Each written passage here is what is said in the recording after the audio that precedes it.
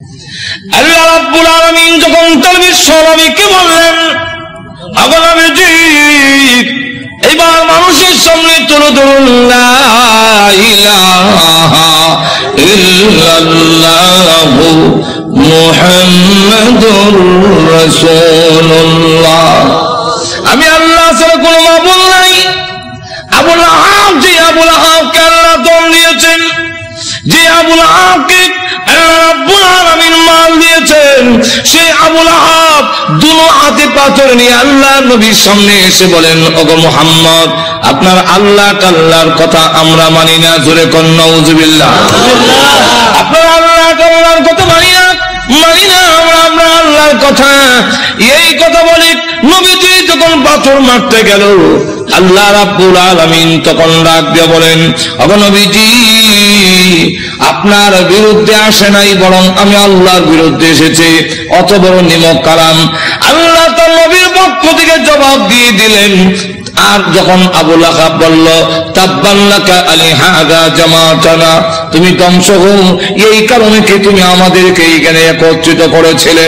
আল্লাহ তার জবাবে বলেন, তাব্বাত ইয়াদা আবি লাহাব, আবু লাহাবের দুনো হাত ধ্বংস হও। একটু জোরে কর না। যেই মাত্র আপনাদের হয়েছে আবু লাহাবের দুনো হাত ধ্বংস এবং ওয়াতাব্বা ধ্বংস হয়ে গিয়েছে, মা আগনান ওয়া মালুহু ওয়া মা কাসাবা, আবু লাহাবের মাল আওলাদ একটাও কাজে আসে নাই, কাজে আসবেও না। আল্লাহ রাব্বুল আলামিন আরো বলেন, সায়াসলা নারান যাতা লাহাবিন ওয়া ইমরাআতুহু, আল্লাহ রাব্বুল আলামিন বলেন, অচিরেই আবু লাহাব এবং আবু লাহাবের স্ত্রী দুজন শিখাময় আগুনের জাহান্নামের আগুনে প্রবেশ করবে। এই আয়াত নাযিল হওয়ার পরে প্রশ্ন হইতে পারে, আবু লাহাবের স্ত্রীর কথা উম্মে জামিলের কথা কেন আনলো? মহিলার কি দোষ? মহিলার কথা উল্লেখ করেছেন হাম্মালাতুল হাতাব। আল্লাহ রাব্বুল আলামিন বলেন, ওই মহিলাটাও কি কারণ জানেননি? হাম্মালাতুন, বহন করনেওয়ালি। হাতাবা অর্থ হইল, মুফাসসিরিনে কালাম এর সাথে দুইটা ব্যাখ্যার মিল রেখে মুফাসসিরিনে কালাম বলেন, একটা ব্যাখ্যা হইল লাকড়ি, আর একটা ব্যাখ্যা হইল সুগুল করি। ওই আবু লাহাবের স্ত্রী গড়ে গড়ে দিকে বলে, তোমরা কারা গো? মুহাম্মদ আমাদের ভাতিজা এবং আমার বিয়াই, আমি তার সম্পর্কে ভালো করে জানি, তোমরা তার কাছে যাইও না, সে পাগল, তার কাছে তোমরা যাইবা না। আল্লাহর নবীর বিরুদ্ধে গড়ে হেঁটে হেঁটে গিয়ে বলে, মুহাম্মদ পাগল, তার কাছে যাইও না। আল্লাহর নবী ডাক দেওয়ার প্রভু, আমার আপন চাষি এবং আমার আপন লোকগুলো যদি এইভাবে অপপ্রচার করে, আমি দাওয়াতের কাজ কেমনে করব? আল্লাহ ডাক দেওয়া, নবীজি ভয়ের কোনো কারণ নাই, মানুষের দিলের মালিক আমি আল্লাহ। আপনার বিরুদ্ধে যারা গিয়া উস্কানি দিবে এবং বলবে পাগল, এদের দিল আমি আল্লাহ ঘুরাইয়া দিব, অটোমেটিক এরা আপনার কাছে হাজির হয়ে যাবে। ঠিকই দেখা গেল, যাদের কাছে গিয়ে বলে মোহাম্মদ পাগল, মোহাম্মদ পাগল, বলে হ্যাঁ, তুই বড় বড় নেত্রী নাম শেখানো, নেত্রী নাম শেখানো, এতে বোঝা যায় পাগল ও ছোট পাগল না, অনেক বড় পাগল, অসাধারণ পাগল। চলো একটু পাগলটা দেখে আসি। পাগল দেখতে এসে দেখা দেখে আল্লাহর নবীর নুরানি চেহারা এত সুন্দর, খানায় কাবার সামনে দাঁড়িয়ে কোরআন শরীফ পড়ে, নবীজির চেহারার আলোতে কাবা ঘরের দেওয়াল আলোকিত হয়ে গেছে। না, এই সুন্দর চেহারা লোক কোনদিন পাগল হতে পারে না। আবার কি জানে পড়ে, একটু শুনি। নবীজির কোরআন তেলাওয়াত এত মধুর তেলাওয়াত, শুনি এখন না, এই তেলাওয়াত কোন পাগলের হইতে পারে না। والشمس وضحاها والقمر إذا تلاها والنهار إذا جلاها والليل إذا يغشاها। পিছন থেকে তারা কর, এই লোক কোনদিন পাগল হতে পারে না, তিনি আল্লাহর পয়গম্বর, কালিমা করে মুসলমান হয়ে গেছে। উম্মে জামিল সে বদনাম করে আল্লাহ নবীর বিরুদ্ধে এবং লাকড়ি এনে প্রতিবন্ধকতা সৃষ্টি করে যখন বাধা দেয়, এই অবস্থায় আল্লাহ রাব্বুল আলামিন বলেন আবু লাহাবের স্ত্রীও জাহান্নামের ভিতরে প্রবেশ করবে। যেই মাত্র এই আয়াত নাযিল হয়েছে তখন আবু লাহাবের স্ত্রীও হাতের মধ্যে পাথর নিয়ে কোমর ও কাপড় বেঁধে রাসূলের উপরে হামলা করার জন্য খানায় কাবার দিকে যখন ধাবিত হচ্ছে, আবু বকর সিদ্দিক বলেন ইয়া রাসূলুল্লাহ, ওই দেখেন আপনার চাচিও বিয়াইও উম্মে জামিল হাতের মধ্যে পাথর, কোমরের মধ্যে কাপড় বান্ধা, এতে বোঝা যায় মহিলা হামলা করবে। একজন মহিলা যদি হামলা করে ইজ্জত আর তাহে কই। অগণবীজি আবার উনি আপনার মুরব্বী, ওনার ধাক্কা দেওয়া তো যাবে না। আর মহিলা তো এমন এক জিনিস, এমন বিপজ্জনক, ধাক্কা যদি দেন ফিরে বের লেগে বিপদটা তো আপনার হয়ে যাবে। আমার এমন লক্ষ্য করে দেখেন, উম্মে জামিল সে পাথর লেগে গেছে রাসূলকে মারবে, কেমন হাওয়া। আবু বকর সিদ্দিক বলে অসুবিধা হইতেছে না তো? আরো অসুবিধা হইতেছে, শেষ করে দেন। আমার লক্ষ্য করে দেখুন, পাথর নিয়ে আল্লাহ নবীকে মারার জন্য যখন গিয়েছে, আবু বকর সিদ্দিক রাদিয়াল্লাহু আনহু বলেন নবী গো, আপনার চাচি এবং বিয়াই পাথর নিয়ে আসতেছে, এমন কি করে? নবীজি ডাকলেন আবু বকর, চিন্তার কোনো কারণ নাই, আমি মহান আল্লাহ কোরআন পড়ব, মহান আল্লাহ আমার হেফাজত করবেন। এই বলে রাসূল আরম্ভ করে দিয়েছেন ইয়াসিন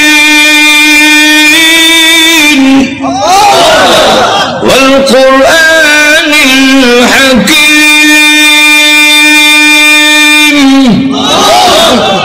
উম্মে জামিল কাছে গিয়া কয়, এ আবু বকর, একা একা বসে রইছ, তোমার সাথী মোহাম্মদ কই আজকে? আবু বকর সিদ্দিক রাদিয়াল্লাহু আনহু বলেন, আমি দেখি আমার পাশে বসে কোরআন শরীফ পড়তেছে, নবী দেখতেছি আর কানে শুনতেছি। মহিলা জিগায় মোহাম্মদ কো, তা তো বোঝা যায় দেখে না, তো দেখে না যখন আমি কয় কি? উম্মে জামিল হুমকি দেয়, তার ভাগ্য ভালো, তার কপাল ভালো, পাইলাম না, লুকাই গেছে, লুকাই গেছে, পাইলাম না, হ্যাঁ ভাগ্য ভালো। আর না আন্দাজ পাইছে না, আমার ডাবল হওয়া, ডাবল হওয়ার মানে দেশ যারা চালায়, এক সর্দারের বোন আরেক সর্দারের কন্যা, আবু জাহেল আমার বাপ, আবু লাহাব আমার স্বামী, আর জেনে ডাবল হওয়া। ডাবল হওয়ার কেমনি হইল? সব তার ভাঙ্গে কোয়া যায় না, বিপদ তো আছে। আমার ডাবল হওয়ার পাইলাম না, তার ভাগ্য বালা। আবু বকর সিদ্দিক বলেন, আমি দেখি তুই দেখস না, হিরো বুঝলাম না। করছেন ইসলামী প্রযোজনা প্রতিষ্ঠান বেতার বিতান, সে যখন চলে গেল, আবু বকর সিদ্দিক বলেন, হুজুর আমি দেখি, সে দেখলো না কেন? আল্লাহ বললেন, আবু বকর তুমি কি কোরআন শরীফ পড়ো না?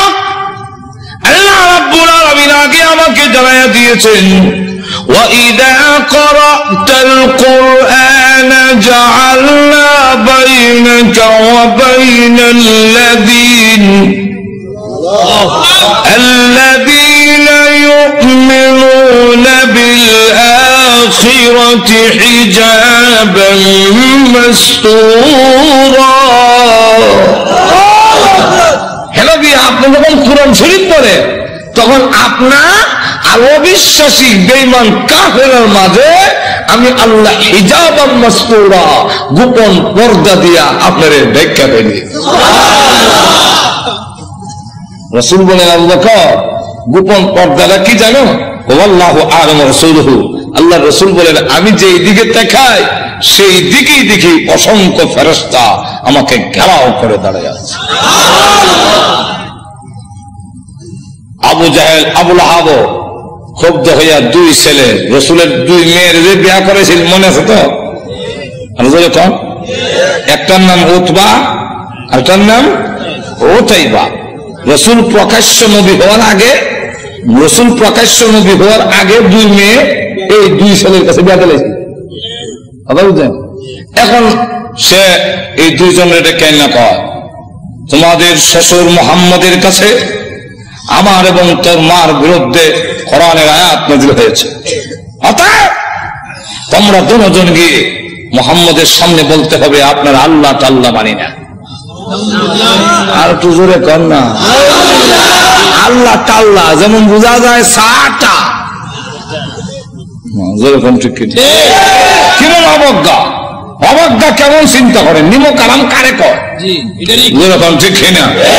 তো গিয়া বলবি আল্লাহ তাআলা মানি না, আর মুহাম্মদের 2 মেয়েকে তালাক দিয়ে আসতে হবে, আর না আমি মনে করব তোমরা আমার অবাধ্য, আর আমার অবাধ্য হইলে যে কিছু পাইবা না এটা তো বুঝো। যেমন বাপ ইমুন ফুলা, এটা তো বলার দরকার ছিল, আপনার কথা না মানলে অবাধ্য, আর আল্লাহর কথা না মানলে আর বড় অবাধ্য। আপনার কথা না মানলে আপনার সম্পত্তি থেকে বঞ্চিত হব, আর আল্লাহর কথা না মানলে, নবীর কথা না মানলে জান্নাত থেকে বঞ্চিত হব। অনেক সাহাবীরা তো এরকম করছেন যে বাড়ি ঘর ছাড়তে রাজি, কিন্তু আল্লাহ রসুল ছাড়তে একটু জোরে কর না। গভীর রজনীতে আল্লাহর নবী বিশ্বনবী রাহমাতুল লিল আলামিন হুজরা শরীফ থেকে প্রচন্ড শীতের মধ্যে বের হয়েছেন। এমনি তাকায়া দেখে একজন বাঁকা হয়ে দাঁড়াইছে, সোজা হয়ে দাঁড়াতে পারে না, কাপড় এইভাবে ধরে রেখেছে, দাঁড়ায় বলেন আসসালাতু ওয়াসসালামু আলাইকা ইয়া রাসূলুল্লাহ। আল্লাহ নবী বলেন কে রে তুমি এত গভীর রজনীতে আমাকে সালাম দিচ্ছ? আল্লাহ নবী যে মাত্র জিজ্ঞাসা করলেন, উনি ডাকতে হুজুর আপনি কি আমাকে চিনতে পারেন নাই? আমি আব্দুল্লাহ। আল্লাহর নবী বলেন কোন আব্দুল্লাহ? ওগো নবীজি কিছুদিন আগে ইসলাম ধর্ম গ্রহণ করেছি, আমার নাম ছিল আব্দুল উজ্জা, আমি আপনার নামটা পরিবর্তন করে আব্দুল্লাহ রেখেছেন, আমি সেই আব্দুল্লাহ। আল্লাহর নবী ডাক দিয়ে বলেন আমার আব্দুল্লাহ তো ধনী বাপ চাচা, তার বাপ চাচা ধনী ব্যবসায়ীর ছেলে, সকাল বিকাল কাপড় পরিবর্তন করে আসতো। আজকে তো দেখা যায় গায়ে কাপড় নাই, একটা কাপড়ের টুকরা পরিধান করা, সোজা হয়ে দাঁড়াতে পারে না, তার লজ্জাস্থান খালি হয়ে যায়, হাত দিয়ে ধরে রাখছে কোনো রকমের কাপড়ের টুকরা। আল্লাহর নবী বলেন আমার আব্দুল্লাহর এই অবস্থা কেন? শীতের মধ্যে তরতর করে কাঁপতেছে, কিন্তু কোনো কথা বলে না, কোনো ডাক দেয় না। নবী গো অপেক্ষায় বসে আছি, কোন সময় আপনি বের হবেন? আপনার নুরানি চারা যদি এক নজর দেখতে পারি তাহলে আমার অন্তরে আর কোনো দুঃখ থাকবে না। আল্লাহর নবী বলেন কি হলো তোমার এই অবস্থা কেন? আব্দুল্লাহ হুজুর আপনার দরবারে কেন আসা যাওয়া করি? আমার চাচা আমাকে বলেছেন বাড়ি ছেড়ে যেতে হবে, আর না হয় মুহাম্মদের দরবার ছেড়ে যেতে হবে। নবী গো আমি ঘোষণা দিয়েছি প্রয়োজন বোধে আপনার বাড়ি কেন তাম পৃথিবী ছেড়ে যেতে পারি, কিন্তু একটি মুহূর্তের জন্য বিশ্ব নবীর দরবার আমি ছাড়তে পারবো না। আমাকে বাড়ির থেকে বের করে দিয়েছে, বের হওয়ার সময় বললো কাপড় চোপড় গুলো দিয়ে যাও, এগুলো তো আমাদের উদ্দেশ্য হইলো আমি উলঙ্গ হয়ে গেলে এটা যাব না, লজ্জায় তখন ঘরে বসে থাকবো, আপনার দরবারে আসবো না। আমি তখন আমার চাচাকে জানিয়ে দিলাম ওগো চাচা কাপড় হারাতে পারি, ইজ্জত সম্মান হারাতে পারি, আমি সর্বহারা হতে পারি, কিন্তু আল্লাহর কসম ঈমান হারা এক মুহূর্তের জন্য হতে পারবো না। আজকে যদি শরমের আর ইজ্জতের বয়ে কাপড়ের জন্য আমি ঈমান হারা হয়ে যাই, মৃত্যুর পরে কবর থেকে উলঙ্গ হয়ে আল্লাহর দরবারে উঠব, উলঙ্গ অবস্থায় জাহান্নামের মধ্যে দেওয়া হবে। আল্লাহর নবী আমার কাপড় চোপড় গুলো রেখে দিয়েছে, আমি আমার মার সামনে দাঁড়িয়ে বললাম মা গো মা একটা কাপড় দেন না, আমি আমার লজ্জাস্থান রেখে বিশ্ব নবীর দরবারে যাব। ওগো মা একটা নজর যদি আল্লাহর নবীকে দেখতে পারি তাহলে আমার মনে আর কোনো ব্যথা থাকবে না। এই বলে হুজুর আমার মা একটা কাপড় দিয়েছেন, কোন রকমের লজ্জাস্থান রেখে আপনার হুজুরের সামনে এসে বসে আছি, কোন সময় আপনি বের হবেন আপনার চেহারা মুবারক একটা নজর দেখার জন্য বসে আছি। নবীজি তার করুণ কাহিনী শুনে বিশ্বনবী পর্যন্ত চোখের পানি রাখতে পারলেন। আল্লাহ নবী ডাক দেবেন, আব্দুল্লাহ আমার ঘরে আয়, হুজুরের শরীফে আয়, এই নে আমার ব্যবহারের 2খান কাপড় তোরে দান করলাম। নবীজির 2খানা কাপড় ব্যবহারের কাপড়ের দাম আছে না নাই? এরপর থেকে আব্দুল্লাহ জুল বাকাতাইন হয়ে গেল। খালি আব্দুল্লাহ না, এমন টাইটেল লাগছে। আল্লাহ নবী একজন আব্দুল্লাহ বল তোর কোন আকাঙ্ক্ষা আছে নি? আব্দুল্লাহ হুজুর দুনিয়ার কোন আকাঙ্ক্ষা নাই, আপনার কাছে আমার একটা দরখাস্ত। নবীজি আপনি বলেছেন শাহাদাতের মরণ হইলে মরণের কষ্ট হয় না, আপনি বলেছেন শাহাদাতের মরণ হইলে কবরও গেলে মুনকার নাকির আসে না, আপনি বলেছেন শহীদ হয়ে মরলে কিয়ামতের মাঠে কোনো হিসাব কিতাব হবে না, বিনা হিসাবে জান্নাতে যাবে। তাই আমার দরখাস্ত, ওগো নবীজি আপনি আল্লাহর কাছে বলুন আমার শাহাদাতের কামনা যেন মহান আল্লাহ কবুল করে নেন। নবীজি দোয়া করে দিলেন, দোয়া রাসূলের দোয়া, হাত উঠাইতে দেরি আর তোদের ওখানে কবুল হইতে। আল্লাহ নবী বিশ্বনবী রাহমাতুল লিল আলামিন দোয়া করে দিলেন। এখন আব্দুল্লাহর জন্য দোয়া কেমন কবুল হয়ে গেছে। তবুকের যুদ্ধে গেলেন, কিন্তু তবুকের যুদ্ধটা হলো না, ফিরে আসবেন। আব্দুল্লাহ রাস্তার মধ্যে অসুস্থ হয়ে গেলেন, সেখানে তিনি ইন্তেকাল করলেন। আল্লাহ নবী ঘোষণা দিয়েছেন আল্লাহর রাস্তায় যখন মানুষ বের হয়ে যায়, রাস্তায় মারা গেল শাহাদাতের সওয়াব তাকে দেওয়া হয়। আমার আব্দুল্লাহকে গোসল দাও, কাফন পরাও, আমি নিজে জানাজার নামাজ পড়াবো। নবীজি নিজে জানাজার নামাজ পড়াইয়া লাশ যখন কবরের দিকে নিয়ে যায়, নবীজি পিছনে পিছনে যায়, কবরে পার গেলে পড়ে ডাক দিয়ে বলে সাহাবীরা রে, কেউ কবরে নামবে না, আমি তার কবরে নামবো। নবীজি আব্দুল্লাহ রাদিয়াল্লাহু আনহুর কবরে নামে 2 হাত উপর দিকে বলে দিয়ে বলেন রে আব্দুল্লাহ, সাহাবীরা দে লাশটা আমার হাতে দে। যে আমার আব্দুল্লাহর লাশ আমার কোলে ছেড়ে দে। নবীজির কোলে ছেড়ে দিলে নবীজি এইভাবে লাশটা উপর দিকে উঠাইয়া আকাশের দিকে তাকায় বলে আল্লাহ আমি আব্দুল্লাহর প্রতি খুশি, তুমিও খুশি হয়ে যাও। আল্লাহ এখন আব্দুল্লাহর লাশটাকে আমার কোল থেকে তোমার রহমতের কোলে আমি স্থানান্তর করতে চাই।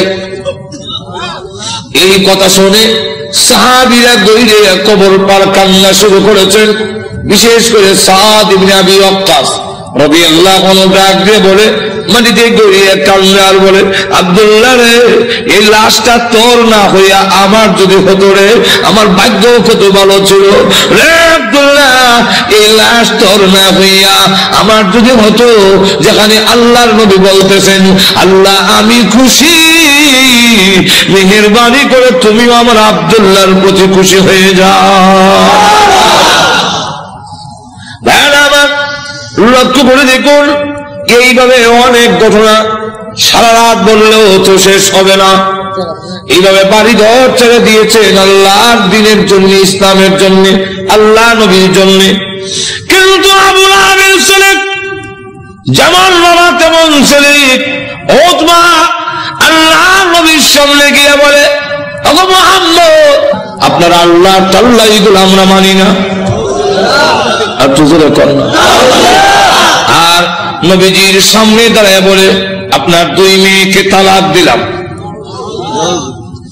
নবীজির তাফসীরে মাযহারিতে লেখে আল্লাহ নবীর উপরে হামলা করে টান দিয়ে জামা ছিঁড়ে ফেলেছে।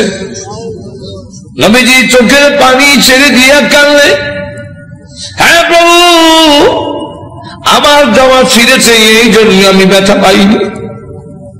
আমি কত আঘাত খাইলাম তোমার দ্বীনের জন্য, তোমার জন্য, তোমার দ্বীনের জন্য যদি আমি কষ্ট পাই আমার তেমন কষ্ট লাগে না।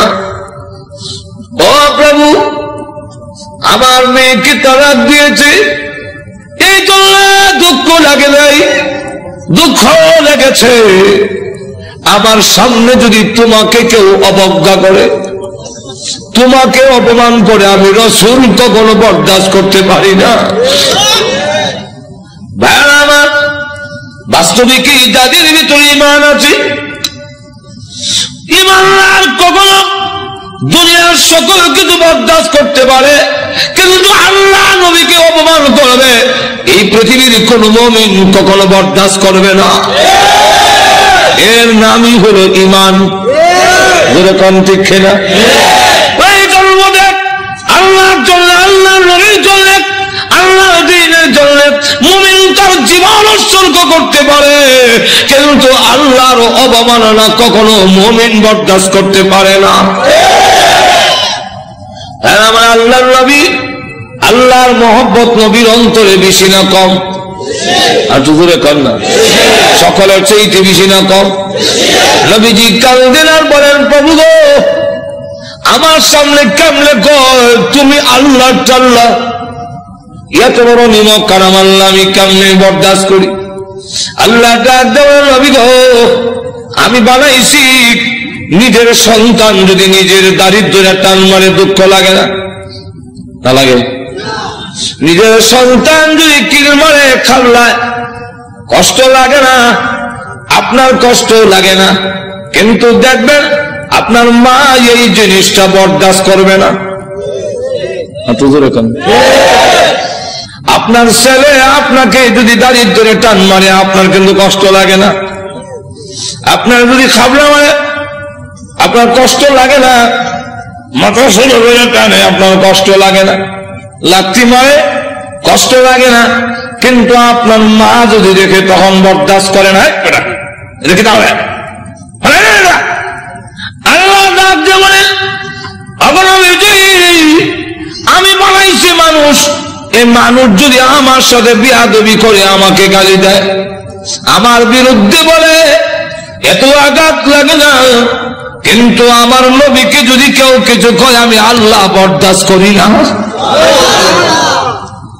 আমার নবীর বিয়াদব আমি আল্লাহ ছাড় দিই না। আমার নবীর গায়ে আঘাত করলে আমার কষ্ট লাগে। সে পাথর নিয়ে আপনাকে মারতে এসেছে, এই জন্য আমি আল্লাহ আয়াত নাযিল করে জানাইয়া দিলাম। নবীজি এখন বদদুয়া করেন, আল্লাহ তোমার কুকুর সমূহ থেকে একটা কুকুরের উপরে মুসাল্লাত করে দাও, চড়াইয়া দাও। আল্লাহ আবু লাহাবের ছেলে উতবার উপরে তুমি কুত্তা লাগাইয়া দাও। আল্লাহ নবীর দোয়া হোক বদদুয়া হোক, জবান থেকে বের হতে দেরি হয়, আল্লাহর দরবারে তা কবুল হইতে একটা মিনিট দেরি হয় না। আর না হয় ওমর যেখানে তরবারি নিয়ে গেলেন নবীকে মারার জন্য, ঘুরে গেল আর একদিকে, ঘরের কাছে গিয়ে শুনে, সামনে গিয়ে শুনল যে তোমার বোনের জামাই মুসলমান হয়ে গেছে। সেখানে গিয়ে যখন ঘরের সামনে দাঁড়াইছে, শুনে ঘরের ভিতর থেকে কোরআনের আওয়াজ আসে। হ্যাঁ, কিসের আওয়াজ? আস্তে আস্তে পড়তেছে, আউযু বিল্লাহি মিনাশ শাইতানির রাজীম। উমরকে কি পড়ে কলজা দিছিল না? বিসমিল্লাহির রহমানির রহিম।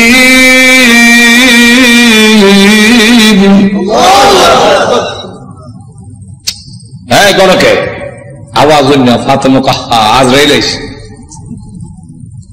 দরজা খুলছে। আর ফরায় যে খাব্বাব রাদিয়াল্লাহু, তিনি দরজার আড়ে লুকায় গেছে। আল্লাহ লা ইলাহা ইল্লাল্লাহ সুবহানাকা ইন্নী। বোন এবং বোনের জামাই তো একবারে মারবে না। উমর তো আমারও দুই টুকরো করলো, তরবারি আতুই আছে, দরজার আড়ে লুকাইয়া খালি খতম ইউনুস করে।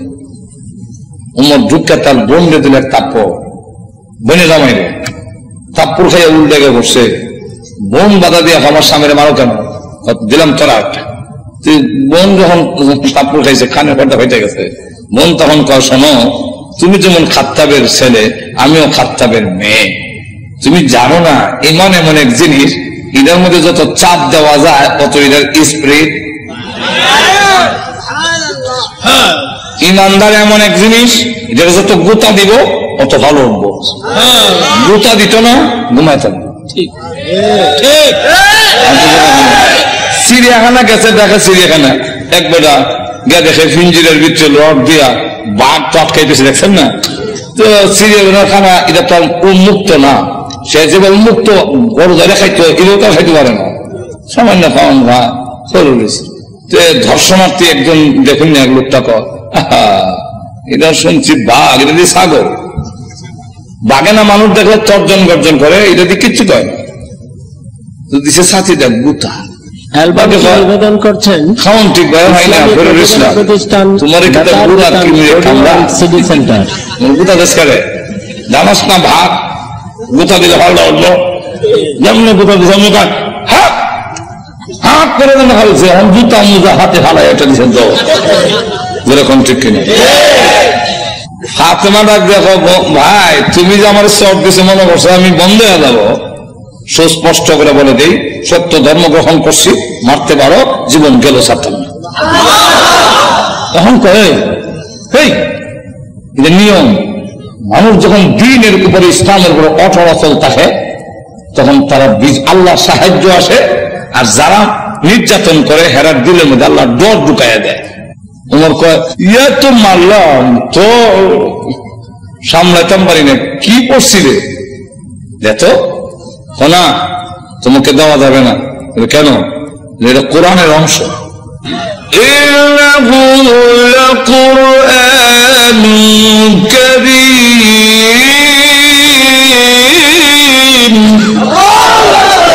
ফি কিতাবিন মাকনুন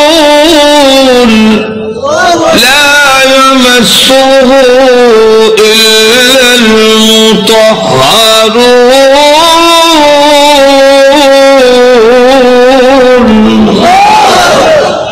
সম্মানিত কোরআন লোহে মাহফুজে সংরক্ষিত, এটা স্পর্শ করা যায় না অপবিত্র অবস্থায়। তাহলে কি করতে হবে বলে গোসল করে যাও, কাফেররা তো মুত্তা ফানি লয় না, তুমি মুত্তা পরিষ্কার যাও দিছে। এখন হয়েছে কোরআন বলে মা আনজালনা আলাইকাল কুরআনা লিতাশকা, করতে করতে ওই আয়াত পর্যন্ত গেছে। ইন্নানি আনাল্লাহু লা ইলাহা ইল্লা আনা ফা'বুদনি।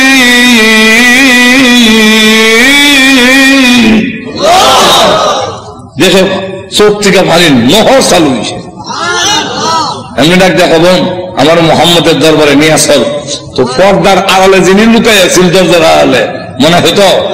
ঘটনা কম আমার উদ্দেশ্য না, ঘটনা করে তো এইটা বুঝে 1 ঘন্টা দিব, ঘটনা হওয়ার উদ্দেশ্য না। উদ্দেশ্যটা হইল ওই কথাটা বুঝে পেলে গা দরজার আড়াল থেকে এমনি কয় আর লুকায় থেকে লাভ নাই। তখন বুঝে গেছে উমর মারত না।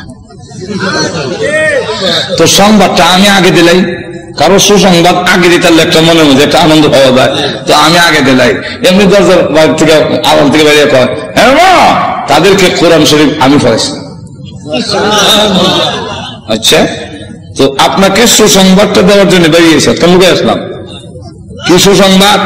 বলে দারুল আরকাম গোপন ঘাঁটি, যেখানে দিন প্রচার করা হয় লুকায় লুকায় এখান থেকে, যার নাম ছিল দারুল আরকাম। এই দারুল আরকামে গত রাত্রে আমি বিশ্ব নবীকে দোয়া করতে শুনছি।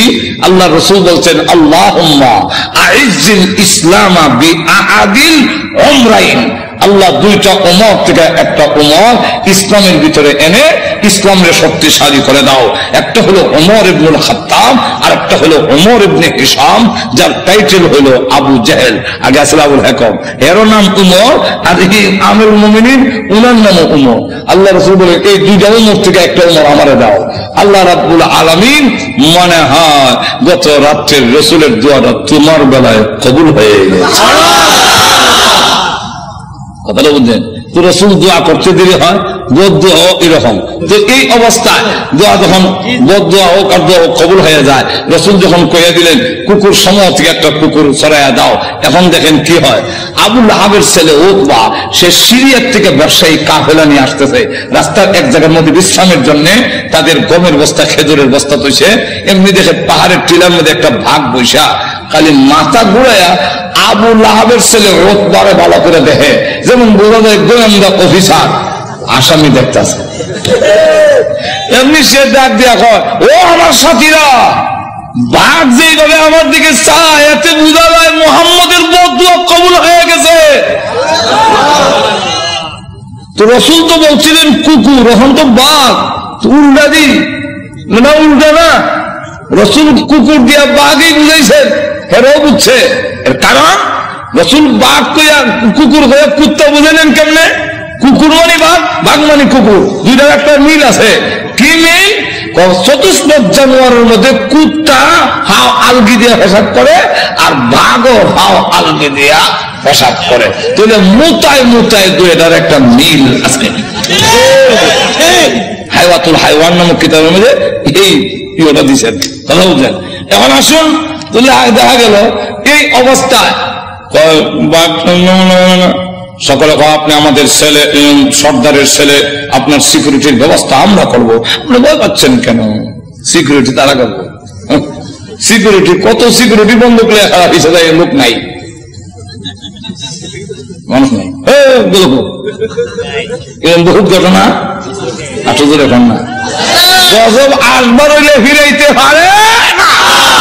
এখন দেখা গেল সিকিউরিটি দিবে, তখন তারা সব গমের বস্তা বুঝলেননি আর খেজুরের বস্তা একখানে একত্রিত করে একটা উঁচা পাহাড়ের টিলার মতো মানে সেখানে জায়গা করে দিয়ে বলেন, আপনি সেখানে ঘুমান, আমরা নিচে ঘুমাবো। বাঘের নিয়ম হইল আগে যারে পায় তারে খায়, তা আমাদেরকে খেয়ে না মেরে পাবে, এর আগে তো না। ঘুমান মানুষ সব ঘুমাইছে, এও নাক ডাকা, যখন নাক ডাকা আরম্ভ হয়েছে বাঘে কা আমার যাওয়ার টাইম হয়েছে। আল্লাহ যাইবার আগে গন্ধটা তোর না ফিট করে রে, এই গন্ধে যারে পাবি তারে ধরবি, উল্টা পাল্টা ধরিস না। বাঘ গিয়া যতটুকু ঘুমাইছে সবটুকু চেক করে, কারণ প্রত্যেকের শরীরে আলাদা একটা ছোট সময় বাইসাল যখন কোথায় গেঞ্জি রানবে, আমার গেঞ্জি রানিচ্ছেন, এখন কোন গেঞ্জি আব্বার কোনটা বাইসাল বুঝতাম কেমনি, আর নিলে থাপ্পর হম উল্টা হলটা নিলে তো নাকও লাগাইতাম, নাকও লাগাই বুঝতাম এটা আব্বার গেঞ্জি, এটা বাইসাল গেঞ্জি, গন্ধের শরীরে একটা গন্ধ। হ্যাঁ, তো বাঘে গিয়ে সবচেয়ে চেক করে গন্ধ তো মিলে না, আমার আসামি তো মাথা ঘুরাই দেখে বস্তার ঘুরে একটা ঘুমায় নাক ডাকাইতেছে, তাহলে এটা দেখে বেরি লাভ দিয়ে বস্তার ঘুরছে, ওইটা নাক লাগাইতে পারে, এই যে আমার আসামি বলাচ্ছে নিচে নিয়া মাথা এখানে, পা এখানে, হাত এখানে, নারী বুড়ি এখানে, আলাদা আলাদা করিয়া মাছের ভাগার মতো সরাইয়া বাঘ আবার গিয়ে টিলাত বৈশা হলক দৃষ্টিতে তাকে রয়েছে। এরা ঘুম থেকে উঠতে যখন চিৎকার দিবে, আমি আনন্দ করব, আল্লাহ এবং নবীর দুশমন রে আমি খতম করেছি। সিকিউরিটি দিও, সিকিউরিটি আমাদের শেষ করে বেড়াচ্ছে, আমি করছি। আল্লাহ তখন আয়াত নাযিল করলেন, এই হলো শানে নজরুল, আয়াত নাযিল করে বলেন, কুতিলাল ইনসানু মা আকফারহু,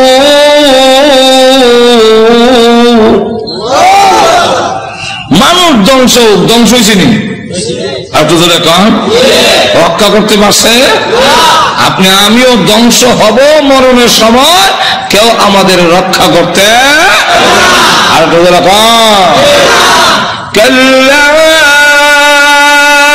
ইযা বালাগাতিত তারাকিয়া ওয়া কিলা মান রাক,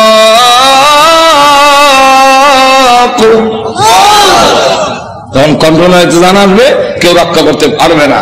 আল্লাহ তখন আয়াত নাযিল করে বলেন কুতিলাল ইনসান, মানুষ ধ্বংস হোক, মানুষ বড় অকৃতজ্ঞ। এখন আল্লাহ এক একটা নিয়ামতের কথা তুলে ধরে বলেন তুই যে অকৃতজ্ঞ হইলে একটু চিন্তা করলি না?